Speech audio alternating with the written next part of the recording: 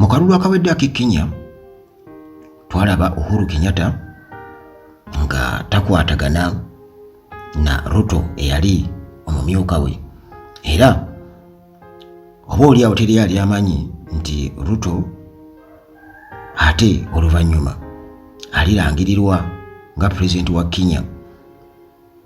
Naye embeera y'emu eyinza munnange okuddamu Kenya era mu byafaayo bw'atyo. Ruto bw'ataaweerwe yandigoma ku kisanja ekimu, kubanga ebiriyo bitandise okubeera nga biraga nti okutya already weekuli, obubonero obw'okutya weekuli mu Ruto nga Ruto, era nga kubamu kirabika batandise okubeera nga yeekengera Gachagua omumyuka we yamuwagira ennyo mu kalulu, bwe batyo ne watabaawo ndagaano yonna gye bakola memorandum of understanding nga Gachagua kyeyejjusa ng'alowooza nti munnange yali afuuse munywanyi we nnyo, tasobola ate kumugoba. Kirabika Ruto mu kwekwengera ennyo n'atandika ku lugendo lwo okugamba nti munnange ekibi kigwana wala. Naye mu mbeera eyo eriyo Kenya nga Ruto agezaako okuggalirayo Gachagua mu byobufuzi by'e Kenya. Gachagua tubali tuli awo n'atugamba nti munnange bagezaako okubeera nga bamuwa obutwa emirundi ebiri, era nga ali mu ddwaliro erya Karen Hospital. Gachagua bw'atyo yasobodde okubeera nga anyonyola kawunvu n'akagga ku kye yayise oba kye yannyonnyodde nga ogezaako okuweebwa obutwa emirundi ebiri. Agamba nti bagezaako okubeera nga emmere ye bagiteekamu obutwa, era okukozesa n'okubeera nga bagoberera entambula ze ekisuumu emyezi ebiri egiyise emabega.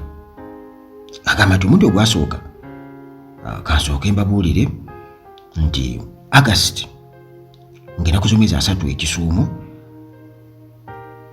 nti waliwo undercover security abayingira mu ruumu ye ekisuumu, bwe batyo ne bagezaako okubeera nga bateeka obutwa mu mmere ye, naye basobola okubeera nga badetectinga mu kwekengera ne bategeera nti kirabika waliwo abajambula abasazeeko, era ne basobola okubeera nga bescapinga ng'ekyo bakiwona bakibuuka.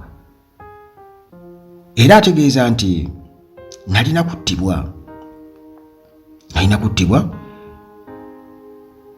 nabutwa mu September Nyeri ng'omundi gwa 2.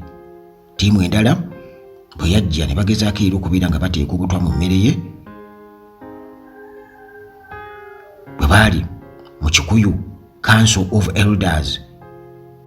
Kale bw'atyo atutegeeza nti yalina okugoba kubamu ku ba intelligence officers mu office ye, kubanga yali amaze okubeera ng'akitegeera nti tali safe yadde n'akamu.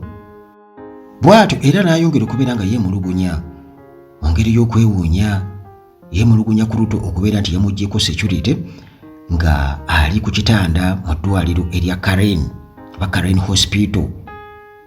Gachagua agamba nti munnange yali yeesize nnyo Ruto, era nga akiraba okusinziira ku mukwano gwe balina nga teyeetaaga na memorandum of understanding, teweetaaga kubeerawo ndagaano wakati we naye nga banne Musalia Mudavadi wamu ne Moses Wetangula. Naye agamba nti okusalawo kuno agenda kwejjusa ebbanga lyonna, kubanga kulabika Ruto waayitidde okubeera nga ayagala amugobe kuba deputy president. Gachagua agamba nti ye talinaawo mpalana na muntu yenna, era kino yali takiraba mu William Ruto nti ayinza ate okubeera nti olunaku lulituuka Ruto n'abeera nga ayagala okumusenza oluti, era n'ategeeza nti omusajja gw'alaba essaawa eno si ye musajja munnange gwe yalowoozanga gwamanyi, si ye musajja gwe yalowoozanga gwamanyi. Bwe kasolaba omuntu nga yerinaanya abantu abamu ng'agenda okufuna lecture. Muganda wange munnange agamba nti kyannaku nnyo nti nga ali mu ddwaliro, ebbanga lyali mu ddwaliro, muganda we gwayita muganda we era mukwano gwe William Ruto bw'atyo n'alagira nti security emugibweko era takyalinawo, b'ofiisaazi bonna bali assigned okubeera nga bamukuuma, nti yali tasuubira nti Ruto munnange ayinza okutuuka ku nsonga eyo, ayinza okutuuka awo, naddala okuba bwe kiri nti munnange yamuyamba nnyo okufuuka pulezidenti. Agamba nti ne gye buli eno deputy president owa Kenya talina security, singa ekintu kyonna kimutuukako oba famire ye Ruto yalina okubeera nga munnange annyonnyola ku nsonga eyo. Muganda wange ampuliriza, bino byonna bitandika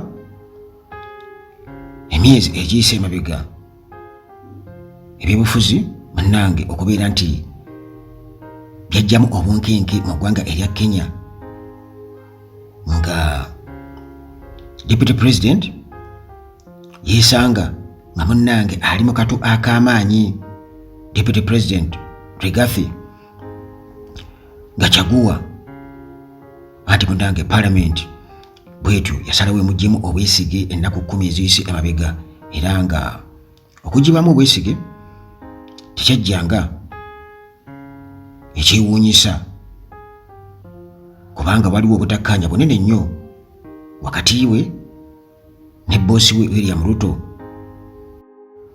Ku Lwokuna wiiki eyise,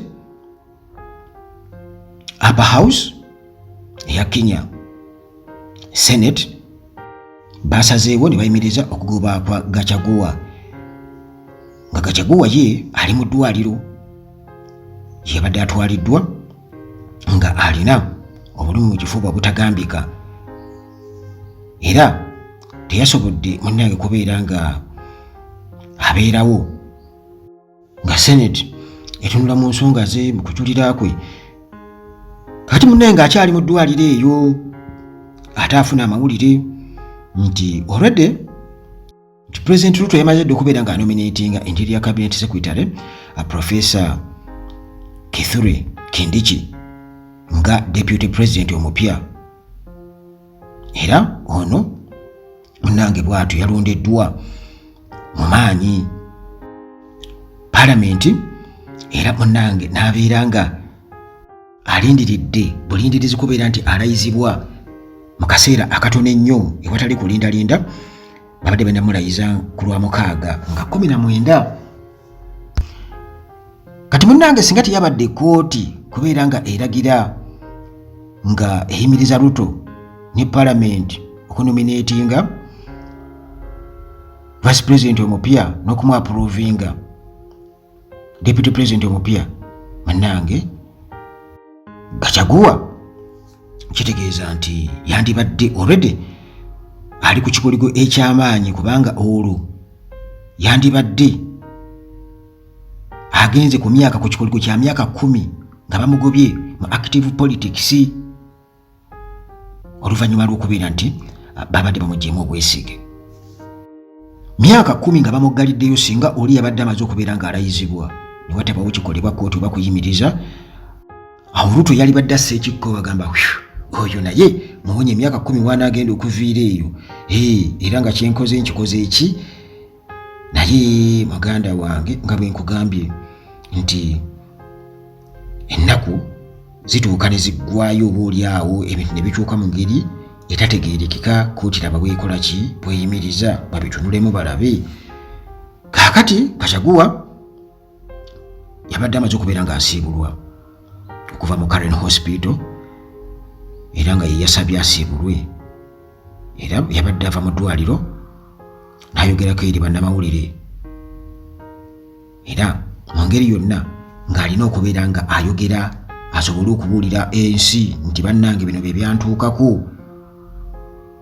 Kati bwatyo nakakasa nti munnange abadde target of assassination, bagezezzaako kumuggyawo. N'abagamba bannamawulire nti emirundi ebiri asimatuse obutwa. Kakati olwo ekyo munnange ne kibeera nga kyawawazza eggwanga. Era wetwogerera essaawa eno kirabika bwe katali girya oba singa abuuka akaguwa ako ke bamuteze n'ataggalirwayo myaka 10 mu byobufuzi ebya Kenya, kirabika tutandise okubeera nga tulowooza oba tuwenyiriza ku vumbe ery'okubeera tufunye political figure ow'amaanyi omupya e Kenya. Era nga Ruto mu kalulu akaddako ng'era bwe kyali ku mulembe gwa Uhuru Kenyatta, biyinza munnange ate era okukyuka mu ngeri y'emu kubanga obubonero bwonna bulaga bwe butyo.